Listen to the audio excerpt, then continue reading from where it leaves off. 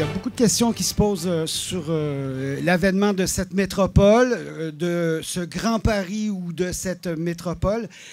Il y a beaucoup de questions. C'est assez complexe ce qui se présente et bien, il y a une volonté d'avoir un débat de fond pour que vous puissiez vous impliquer dans ce projet.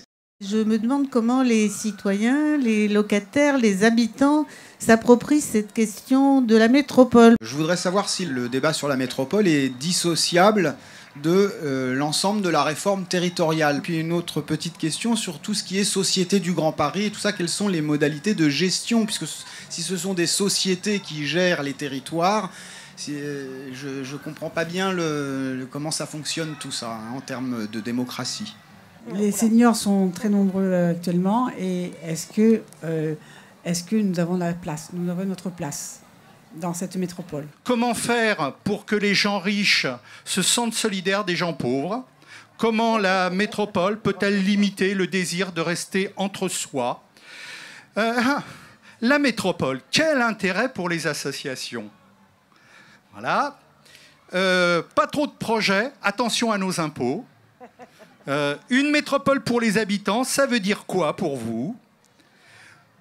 Il y a trop de pollution dans notre métropole et à Bagneux. Moins de pollution, est-ce possible?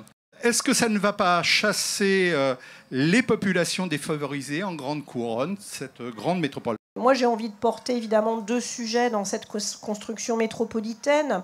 D'abord, faire métropole ensemble, et je pense que la métropole ne pourra réussir que si, évidemment, dans la région capitale, dans Paris, les départements de la Petite Couronne, on est en capacité de travailler ensemble à faire reculer les inégalités sociales et territoriales.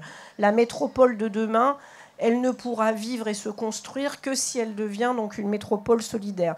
La seconde chose que j'avais envie de vous dire aussi, c'est pour ça que j'ai souhaité qu'on puisse organiser dans le cadre de notre fête ce moment d'échange, c'est que dans cette construction de la métropole et donc de la loi qui va être votée demain, puisqu'elle va revenir à l'Assemblée nationale avant l'été, il y a un grand absent, ce sont les citoyens.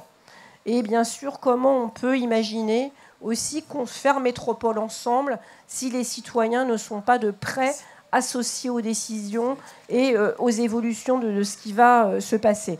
Quelle est la question? C'est bien ça, c'est bien trouver le bon équilibre entre la préservation à la fois de l'identité communale, des capacités d'action des maires, et par ailleurs la nécessaire mutualisation et la mise en commun, et l'ouverture aussi, d'une certaine manière, des communes sur les autres communes, hein, pour des raisons notamment de solidarité territoriale plus développée. Et je trouve que nous avons fait, en tout cas, beaucoup de progrès. La preuve en est, c'est qu'on arrive à se parler, vous voyez, avec Marie-Hélène, et pourtant, on n'est pas du même parti, hein.